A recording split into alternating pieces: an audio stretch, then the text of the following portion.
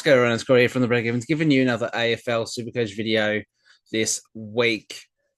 Round three, it's done. One more early buy round to go, and what a tough time it is in Supercoach. We've had injuries, we've had so many underperforming premiums and mid prices. We've had a few good mid prices and stuff that have gone a little bit under the radar that people are trying to jump on, but crazy times ahead. Wasn't a great week for me, if I'm being honest, but gonna back it up this week and return to form. Um, Before we get into today's video, make sure you check me out on X at Breakevens Pod or on Facebook, The Breakevens, and make sure you give a like to this video and subscribe to the channel for weekly AFL Supercoach content this season. What's on the agenda today? We're going to go through my team, how it went. Might even quickly just head over to NRL, see how that is, because I'm doing quite well at the moment. Even though it was a poor week, but didn't drop too many, which was good. Then I'm going to go into my trades, look at a few heat maps, some break evens, and then into the VC and C options. So I think let's just start, shall we? So let me head over to my team and talk you through what happened in round two. So here we have it, 1873. Not great. Dropped 5,869 ranks.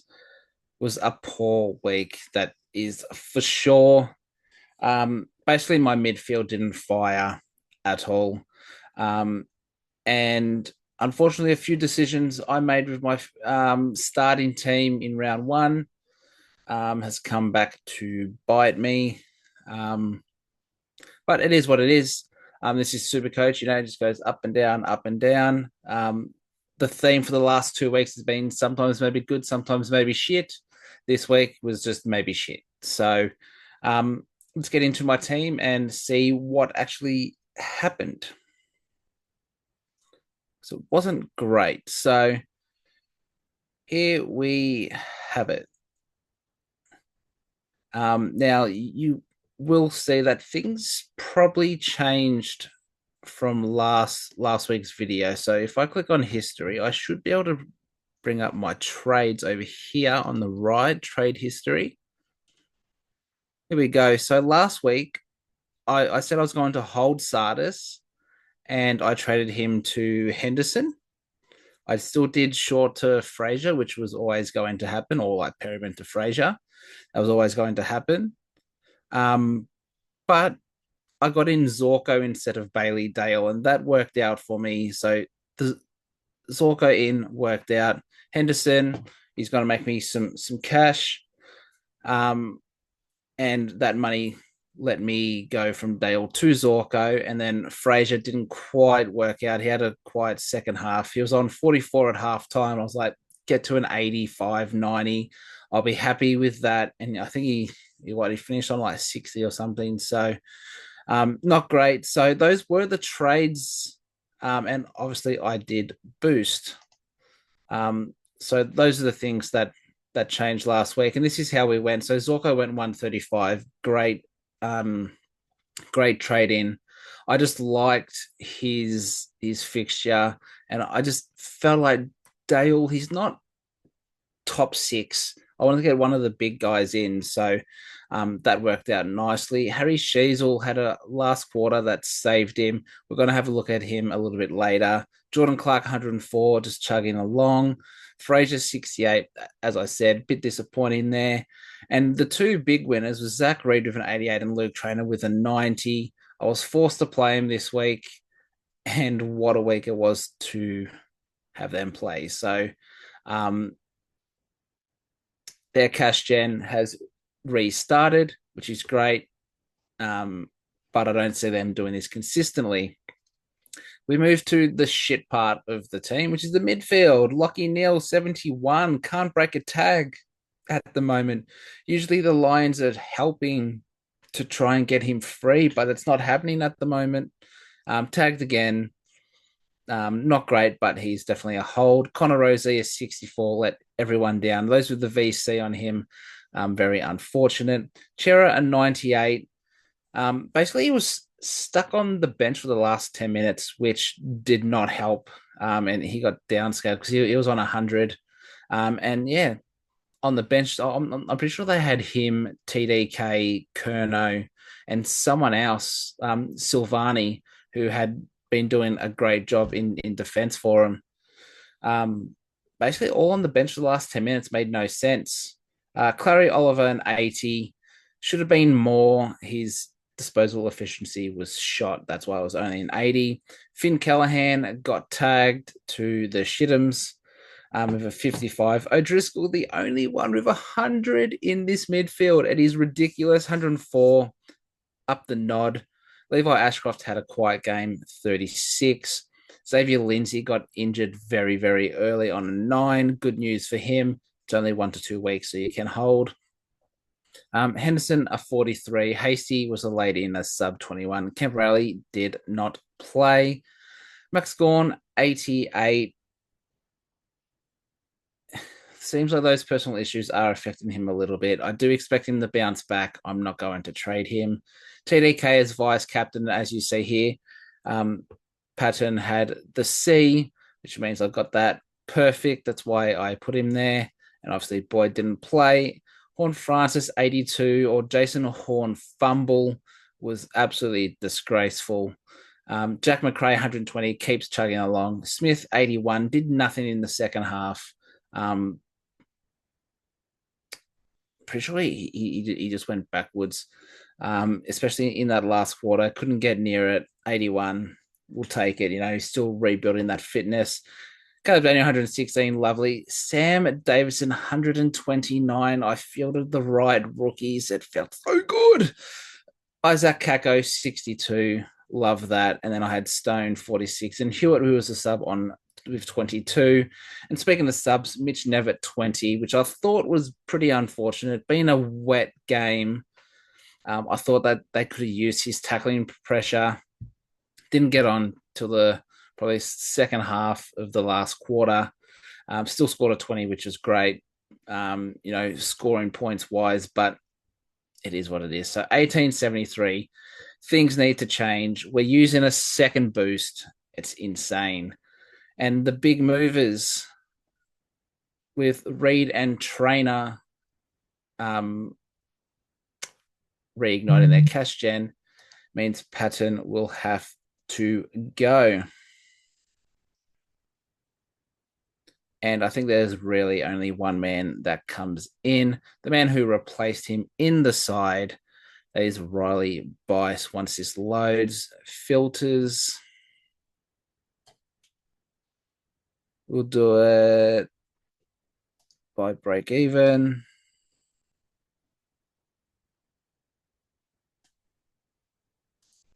There we go. Riley Bice, averaging 74, comes in, gives us a little bit of extra cash. Now, what am I going to do? Because obviously you got Moraes here, whose break even is negative 79, I believe, if I can remember. Yeah, negative 79, which means if he scores a 42, he's going up 50k, which is great. I think I'm going to skip on Moraes. I know it sounds insane. I'm going to skip on him, but I think this is going to help me in the long run. So I'm actually getting rid of Jason Horn fumble. Insane. Let me clear those filters. And it leaves me with 590. So players I can afford, which should be basically everyone. So yeah. We will sort by price. So Rankin obviously is someone that we're going to need this season. He was the right pick. If I didn't go Horn Francis and went on Rankin, I'd be doing much better. But I'm not going to get Rankin yet. Jackson just had a big 165. Shrek Darcy is rumored to be back. So not going on him. And then everyone else is basically shitums at this price. You've got Joy Simpkin there at 465. So let's go via average. So McRae, Jackson, Rankins, Smith, Simpkin, Bailey, Humphrey is coming in. If we look, he's averaging 107.5 right now, only in 2.1% of teams, which I thought that'll be a little bit higher, but it is the negative 55, which means if he scores a 72, he's going up 55k. He's going up to what, 320k. And then Horn Francis, who I think he has a break even like 198, he's going to keep going down. So jumping off of him to Bailey Humphrey, if you look, and he is someone that we will look at his heat map going forward. It's got Adelaide, North Melbourne, Richmond in the next 3 games. That's why I'm getting him for these 3 games here, because then it starts to get a little bit harder. So I'm getting him for those games. Now, I'm boosting. I've said I'm boosting. So who is going? It's between Hewitt or Stone. I think my first initial was to go Stone. It's because I think Hewitt, when he's not the sub, has probably the better role to score consistently. So not going him, 475 here. So I can go Jai Simpkin if I want. I can go Sam Darcy, who's tearing it up. Ben Keys is doing the same. Matt Kennedy, Phil Thorpe, Jack Graham, yep, King. You know, I'm not going to go key forward. And then we start to get into these guys here. There is a man who I'm going to go. Isaiah Dudley, by the way, great debut, 882 on debut. We keep looking around this 70 mark. We will come to Ryan Marich, a forward midfielder. Going to bring him in. He scored 123 last week, which was great. And if you watched any of my preseason videos, you would know that I was on Marriage for a little while, basically because they were using his foot skills out of defense, and he was one of the main distributors, which is great. Yay, we love that. But then he just didn't play the practice matches and just wasn't in contention. So I was like, what am I have to get rid of him. And that's why I didn't start him, but he's back in the side. I think he got 30 touches on the weekend on that halfback. So those are the trades I'm going to do. Just continuing on with Marich.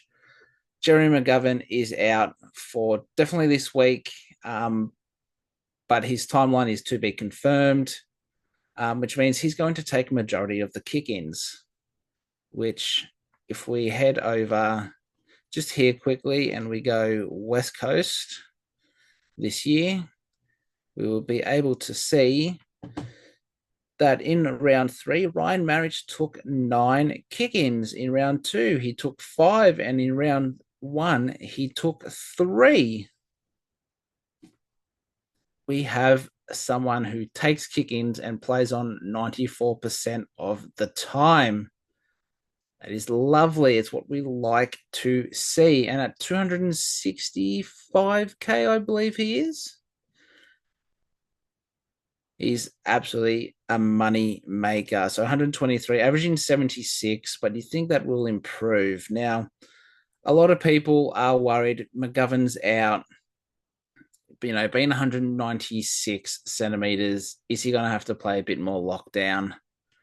I don't think he will. And even if he does, he's going to play the McGovern role, which we know McGovern can score pretty well in. So for negative 37 break even, if he scores a 50, he goes up 39k, gets him over the 300k mark, which is absolutely perfect. Now, there's are people out there who want to choose one of Humphrey or Marriage. That's completely fine. Here Marriage doesn't have the easiest of runs either, but he has the role, and that is the main thing. And he's got to make me quick cash. I'm here for quick cash. So let's set up this team the way I wanted this week. Obviously, I believe West Coast play before the Dogs, so I'm going to have the emergency on Hewitt. If he scores well, then Kako goes on for Davidson. If not, Davidson stays there. Nice and simple. That's all good. Lindsay's out, so most likely will be Henderson. Unfortunately, not having Moraes will hurt here. And Roberts here, there. Now, who plays first? Saturday at 4:15. So on trainer here, if he goes well again, I just chuck him on. If not, I leave Bice. Now, my early thoughts for VC, I was looking at DeConing, Gorn. Yep, DeConing or Gorn were probably my two. You could risk it with a Clary if you wanted. Gorn is a riskier one as well, just because of his form, but I'm looking to captain Dane Zorko against Richmond. Should be plenty of kick-ins. Now, that's my team. I'll go through VCs and Cs in a second. There's a few people I want to look at, and the first one is Harry Sheasel. So I'll go over here, not Rory Laird. We want Harry Sheasel. What is going on with the Shees? Hasn't started the season like we expected or wanted. I think he's averaging 92 or something. Yeah, averaging 92 this year. So let's have a look. So Supercoach 106, 81, and then an 89. So let's have a look at his heat maps. In round one, a lot. So all over, a lot of time in the middle, which is what we want. Did push forward a little bit. Great. 106. Did he kick a goal in that game? No, he hasn't kicked any goals this season. Round two. What happened in round two? A bit more on the wing. Still a little bit, here didn't push us forward as much. So a bit more of a wing type of possession game, and that's where we saw a drop. Now, it'll be interesting to see what he did this week.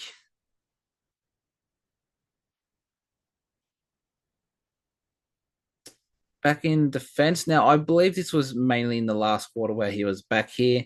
Otherwise, again, he was just floating around. So obviously not great here. Now, let's look at his Supercoach scores from the end of last season. So the last four, you got a 138, 160, 105, and 122. Let's see his role here. What does his heat maps look like? And then here you see a lot more through the guts. And he scores well. So why is he getting his ball more down here? Let's go again. 105. Now, obviously, we knew Sheasel was going to push forward a little bit more. We knew that, a little bit less in defense. So, again, a lot more in the middle, but deep in defense as well. If he's going to play that mid role, we want to see more here, less out here, or in here. So, again, a good heat map, scored about now. This 160 should be a good one. Look at that. That's the Sheasel we want. Look, plenty of ball in the guts. Yes, he does push wide and a little bit forward. That's fine. But we want him getting the ball in the guts, getting the ball into his hand. So what is changing? And then we'll look at the 138 just while we're at it. Again, look at that in the middle of the ground. Hardly in defense, hardly up forward. He's working the middle of the ground. That is the Harry Sheasel we want, and we are not seeing that at the moment. And that is why his super coach is lower. So, what's going to happen? If we have a look at the CBAs here, North Melbourne. How many CBAs is he getting? Sheasel 52, 55, 30, 45%. So he's 1, 2, 3, the fourth midfielder at the moment. Let's look at 2024. So he's the fourth midfielder this season. And here, the back end, he was getting a lot more. Obviously, here he was playing a bit more in defense, ranked it up here, kept going. Was there anyone out during this time? Wardlaw was out. Fields, was in and out of the side. So Wardlaw is out at the moment. He's a test for this week. So that doesn't matter that he was out. It's not like he got heightened CBAs. It looks pretty consistent. So what's happening here is Tom Powell's getting a lot more. Phillips is there. Simkin, Jack Darling, but that's for the ruck. And then these guys you don't really look at. So LDU's there. Parker is there. Parker's taking a lot, which means Sheasel is playing a bit more forward. Or, maybe on a wing. We need this to increase. We need this to be over 60%. We need him getting the ball through the middle. So not great for the Shees, but there are changes there. Now, let's look at Bailey Humphrey. One of the most talked about players at the moment. Probably more talked about than Ryan Marriage. So obviously the two games, 104, 111. Look here, and he's only kicked the one goal. So let's see this this heat map where it says he's playing a bit more midfield. So he's getting the ball up the ground a little bit more, less inside 50. So he's actually getting the ball and kicking it inside 50. Now, I think he might be leading the AFL in scoring assists. Don't quote me, but I feel like I saw something there which said he was leading the AFL. So getting the ball, the wings through the center, inside forward 50. Let's see how he went last week. Is it going to be much of the same? A lot more ball through the middle, onto the wings, getting the ball inside 50. And he did kick a goal this game. So one of these was a score. But look at that. Going inside 50. All these ones nice and close, going inside 50. He has the scope to score well. What are the CBAs at Gold Coast? That's what we need to look at. Who's losing minutes? How many minutes is he getting? So we've got Anderson and Rowell, the two big dogs. Now, in round one, Took got 58, had the bye, and then only 28 last week. Flanders came back for his first game, 41. Humphrey had 32 in the first one, 41 in the second game. So he's 1, 2, 3, 4, fifth midfielder at the moment. Now, Took playing a bit more forward. Is that a trend we're going to see? Does that mean, Humphrey, we can expect 40 to 50% CBAs? You got Graham here who needs to get some as well. And look, Weller and Rogers don't really need to get mid-time. But Anderson, Rao, they're going to be the main two. And I feel like Took, Flanders, and Humphrey, probably most likely Flanders and Humphrey are going to share that fourth role. So there is definitely scope for Humphrey to score well. And he doesn't need high CBAs to score well. As we can see, 32 and 41, he's cracked 100 twice because they're using him to get the ball inside 50. So that's just something there to look at. Now, the last one we're going to look at is Ryan Marriage. We might actually look at one more person as well. Marriage 2025. So the first game in 2025, round one, scored a 33 because he was the sub. So let's look at round 2 and 3, where he's gone 72 and 123. So 72 here, getting plenty of it. Obviously, we'd want that a little bit more central, playing in the fence, but it's still high up. No, we want it in the center here. It's just a bit off to the side, which means there's probably less marks. Let's have a look at the marks. Yeah, 1 mark in round 2 compared to 8 in round 3. Now watch this. This will probably be a lot more central. And if I'm wrong, I'm wrong. But look at, there we go. Centralized. He's taking marks in here. That's where you score super coach points as a defender. You want to be in here, get in the ball, because then you can kick out, getting out, like rebounding points from half back, and you get more points here. We need that to continue. And we've already looked at the kick ins. His number one kick ins. Obviously, this would have been probably a little bit less with McGovern not getting injured, but it is what it is. That's what we have. That's the data we have. So with McGovern out, he's going to be taking kick ins, plenty of points there. So I think Humphrey and Marriage, great selections. I don't think Marriage will play the lockdown role that everyone thinks. He's not a key defender. They want to use his foot skills. You could probably look at him like a McGovern Sicily type, where they want to be marking the ball and using their feet, taking those kick-ins. He's going to score points. Now, the last one is the horny man, Jason Horne-Francis. The last player I want to look at, because Butters is a test this week. Butters could be back. So round 1, he's gone 83, 61, 82. Let's look at the CBAs. Port Adelaide.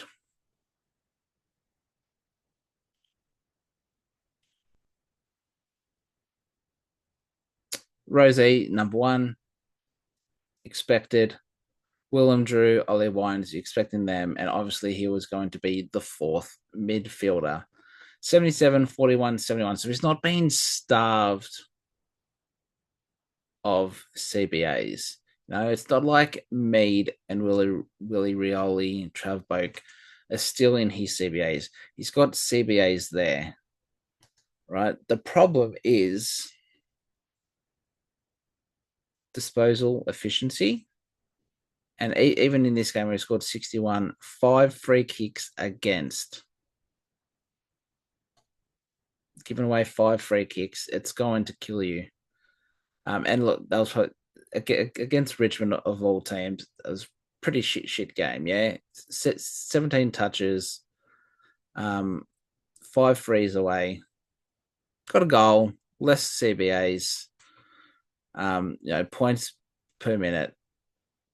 Dookie, where if you look here, where he was scoring well, his points per minute were over 1. So what is changing? Let's have a look at this heat map from last week. Get it on the wing a lot more, not a whole lot through here. He's pushing back, but he's not getting plenty of ball there. Let's look at this, for example. We can look at these 90s. We'll even look at the 90s, not the big 140s. We'll look at the 90s. What's happening here? Boom. He's in the center of the ground. How many CBAs did he get here? So look, 65 and 40 CBAs, and he's still knocking out 90 Super Coach. Why? Let's have a look. Because he's getting the ball in the middle of the ground. Now, is that because Zach Butters is out? There's more onus on him to, rush back into defense, get more of the ball here. Is he getting more attention because Butters isn't there? Rosie's getting attention. We know that. Drew and Wines, you know, no one's going to really go after them, are they? So maybe they're going, if we stop Horn Francis, we have a tagger on Rosie already. Port have no firepower in that midfield. Who knows? But we need him getting the ball in the center. Let's look at this 141 before we move on. All right, this one was different. It was a bit more on the wings. Did he kick any goals this game? Yeah, 2 goals, 13 marks. He's marking the ball a lot. You're going to score points that way. So that is what it is. Now, let's move over to some VC and C options. And then I'll finish with the break evens. And then we will be done. We might have a quick look at the NRL. So season long DVP, which means defense versus position. I have all the games for round 4 up here. So let's go through it. Collingwood versus Carlton. We're going to have look straight in the rucks. Because you've got Darcy Cameron, who's scoring pretty well, and you have Tom DeConning. So Carlton and Collingwood, they're both 50-50s. Sometimes maybe good, sometimes maybe shit. Easy. Inside mids, that's the main one. You got your Walshes, your Cripps, your Cheras, your Dacos. Again, 50-50. You can go a TDK.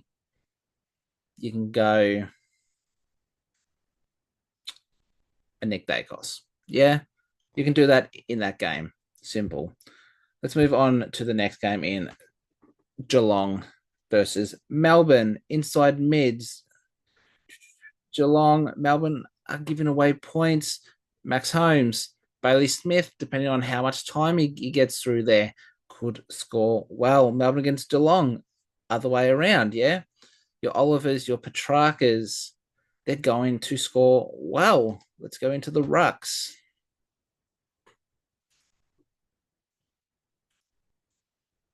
Geelong, Melbourne, it's tough. It's Max Gawn. We know that. Melbourne against Geelong. Very easy. SDK, do they bring in a Reece Stanley for this game? SDK got subbed at the end of the game last week. So Max Gawn is an option in this game. You can't go wrong with a VC. I wouldn't be captaining. I would be VCing in this game. You could risk it with Gawn. You could risk it with Clary if you wanted. But I definitely won't be going SDK. That's for sure. Next game, the Suns versus the Crows. We probably aren't going any ruck, so we'll just go straight to inside mids here. Adelaide, Gold Coast are giving away points, which is quite surprising. Your Dawsons are going to do well here. Your Suns, Adelaide, a little bit harder. So being in Gold Coast, though, it's very hard to go against Noah Anderson. And if you watch the game last week, Matt Rowell made an absolute mockery of the midfield. There's that section of play where he got the ball out of the middle. Clary was chasing him and he just burst away, ball inside 50. He made the Melbourne midfield look slow. So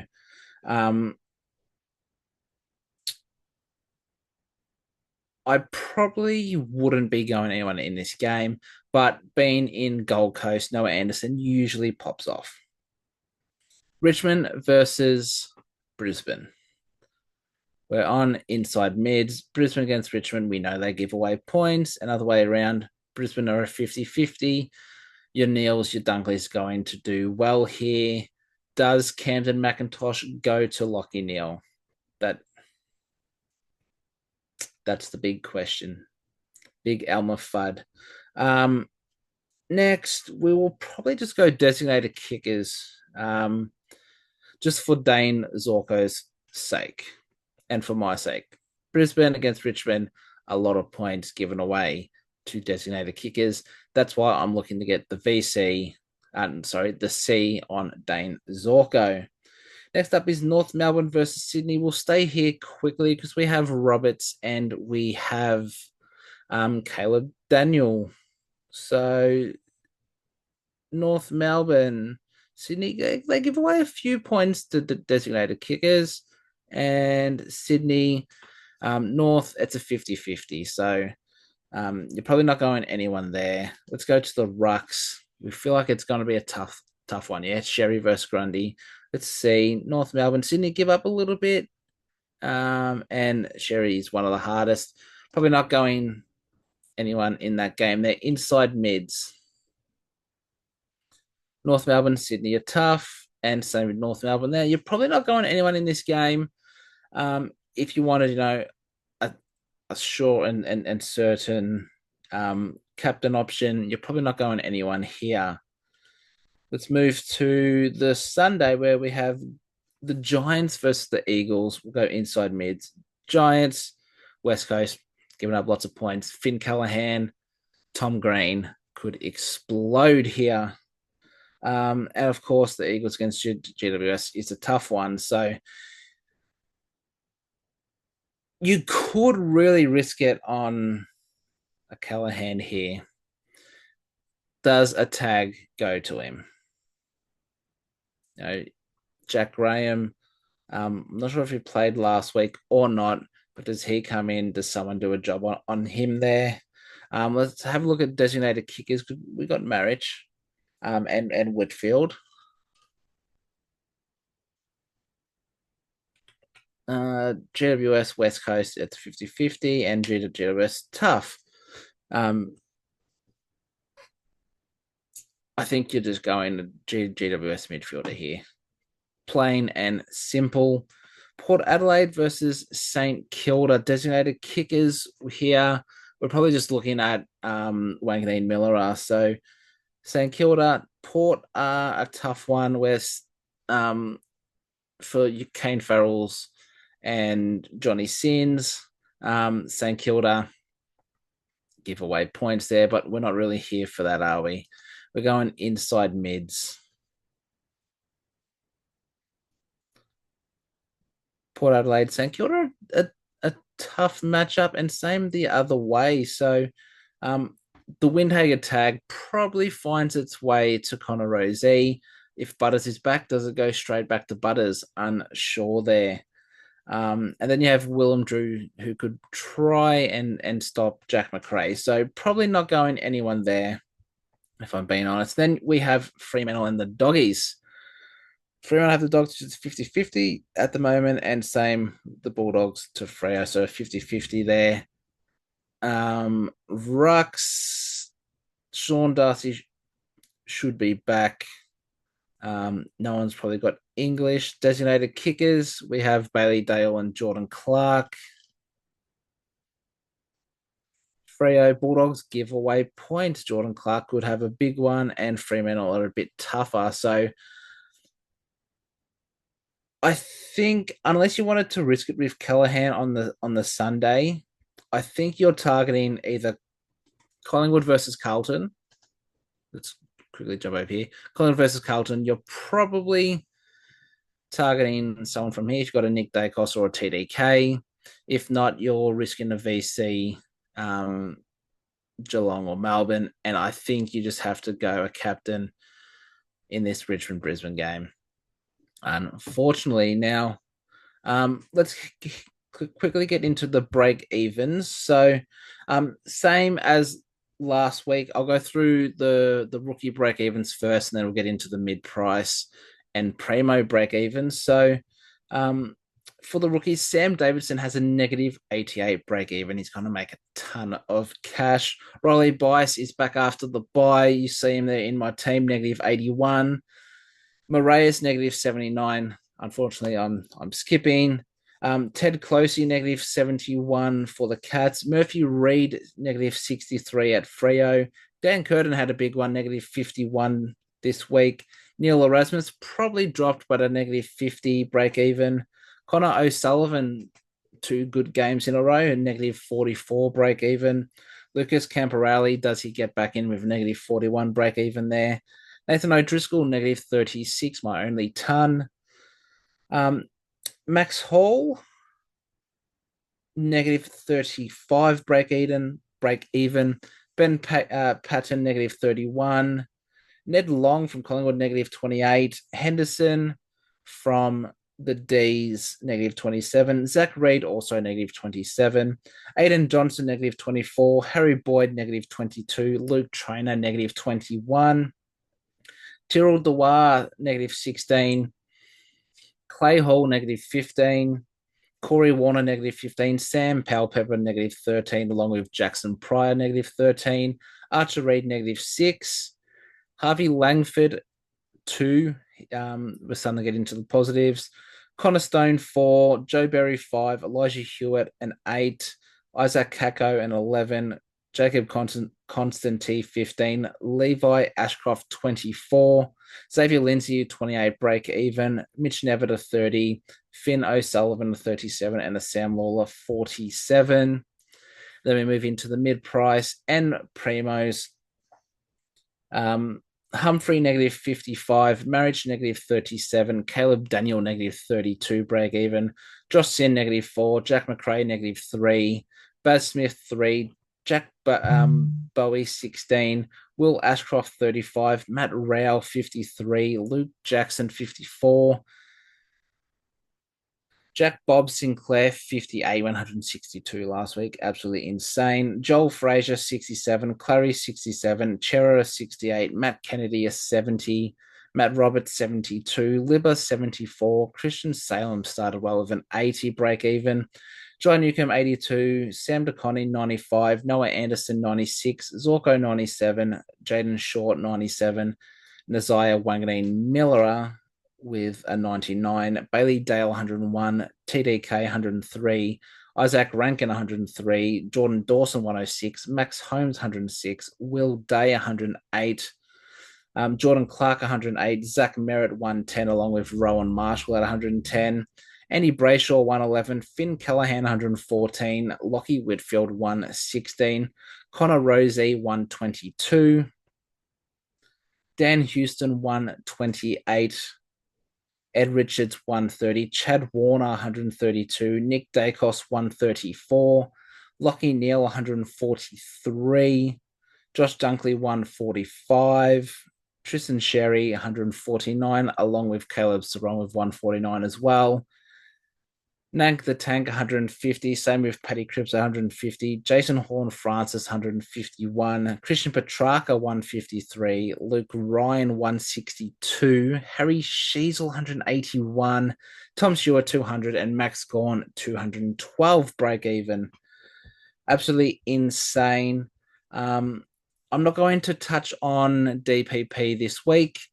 I will do that all next week. But just know, after round 5, DPP comes into effect, and we're looking at Christian Petrarca, Chad Warners, who look to be pretty likely to get DPP. So I will go through all of that next week.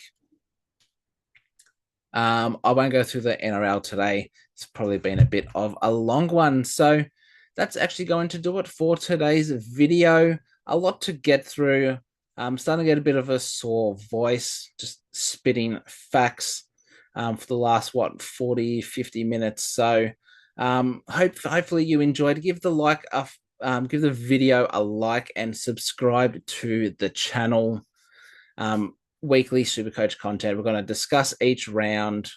everything we've gone through today, we're going to discuss as well. So make sure you hit me up on X at Breakevens Pod or on Facebook, the Breakevens, for all AFL Supercoach content.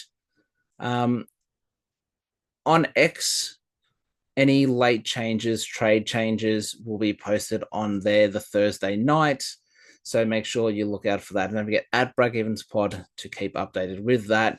NRL, I'm still in the top 1,000. I dropped 300 ranks. I'm looking to bounce back with a second boost this week as well. So that's it.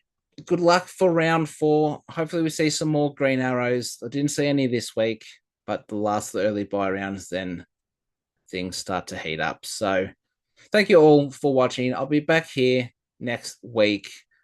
This drops on a Wednesday. So next Wednesday, I will be here. Like, follow, subscribe on all social media platforms. And until then, it's bye for now.